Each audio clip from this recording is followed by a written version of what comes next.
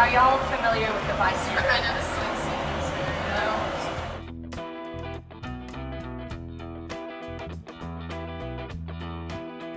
no. 20 to 25% of women will be the victim of sexual assault by the time they graduate college. A little above 6% of men will also be the victims of sexual assault. Okay,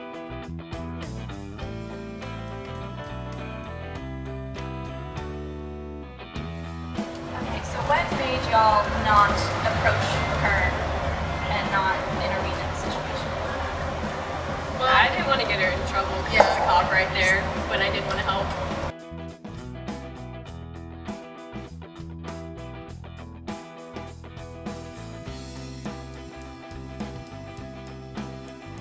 Okay, when I saw her on the ground, I thought that she was really drunk. I was secondhand embarrassed for her. I was just surprised she hadn't like gotten in trouble already, I guess. Yeah, Like, that's but it was like scary and kind of sad that no one really was like stopping to be like, hey, are you okay? As selfish as it may be, like, I want to say to myself, like, I want to make sure I'm okay before someone, I don't know. It made me so nervous. I like, wanted to help how her, often but do you pass a it person comes to the point face where down like, outside of the bookstore? Yeah. You know? So I was like, Watch yourself. okay, she's not okay. Like, come on. I was literally about to be like, knock, knock. Like, hello. Like, let's go. What prevented you from stopping and saying something to her?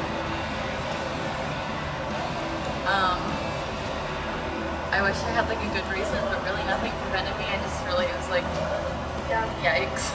You didn't want to get involved? Yeah, I guess. I don't know. Anyone can be impacted by violence no matter who they are. But the good news is that you can be the solution to this problem by becoming an active bystander. There are two types of bystanders, passive and active. A passive bystander observes an emergency situation, act of violence, or other harmful behavior and does nothing. An active bystander is someone who recognizes an emergency situation or a potentially violent situation and effectively stops it before it occurs. The power of a bystander is tremendous. We know that for every one potential perpetration of violence, there are at least 40 bystanders. There are 4 steps to remember if you want to become an active bystander. The first step in being an active bystander is noticing events that are risky. In short, you have to pay attention. The second step is to interpret the event as problematic. It's easy to rationalize away a problem by thinking things like, they'll be fine or they don't need my help. But step up and ask, are you okay and do you need help? Be cautious and then investigate. Sometimes there can be roadblocks to this step. The big one is the impact of group psychology. When there are several people around, you're less likely to step up because of a diffuse sense of responsibility, but you have to recognize this phenomenon to get around it. The third step is to assume personal responsibility. If you really want to help, take charge. Speak up by verbalizing your intentions. You don't have to work alone. If you want backup, engage others by asking for their help. The fourth step becomes easier the more you do it. Step up. Use the C model to guide you. The S is for safe responding because you should never put yourself in harm's way. The first E is for early intervention because you should intervene before a problem becomes a crisis. The second E is for effective helping because you have a clear goal. Sometimes obstacles may arise during intervention for a situation. To get around this, Project BRAVE suggests using the 4 Ds, which offer active bystanders ways to get around these obstacles. They are direct, delegate, distract, and delay. Direct means to directly intervene in the situation. An easy way to directly intervene is to ask the person questions about themselves. Find out who they are and who they came with. Ask if they need anything. For example, offer them water if they are intoxicated. Find out what their plans are for the rest of the day or evening. Delegate means to delegate responsibility and ask someone to assist you. This can be as simple as informing a bouncer or bartender that someone needs help, or it can mean asking a friend to help you defuse a tense situation. In emergency situations, it can involve calling the police or an ambulance.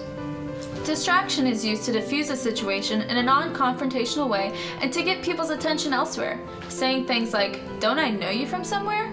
Let's go get some food," or "Is your car being towed?" are excellent ways to distract a potential perpetrator or victim and get them out of harm's way. Lastly, delay. Sometimes our friends will come up to us after they've experienced violence and tell us about it. There's a delay in us finding out.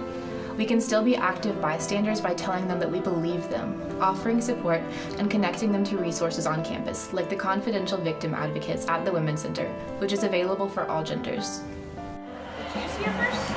I think I saw her first, and I was like, is that someone passed out in front of the bookstore? And like immediately we were all super interested and like walked across the street to make sure. Do y'all feel like people have a responsibility to step in when they see a situation like that? Definitely, yes. Yeah. Most likely. Most definitely. Yeah, of course. And why do y'all feel that way? 'Cause it's another human. No one's worth more than anyone else.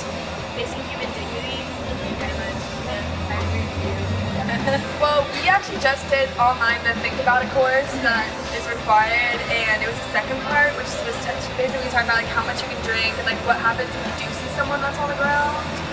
And like if you don't say anything, then you think someone else will, but Yeah, that's definitely true. You guys said that you saw how these people walking by. yeah, as no well. one said anything. So yeah, we just wanted to make sure that she wasn't like sick and like she choking or Just like face face down. down, and no one, a lot of people wasn't saying anything.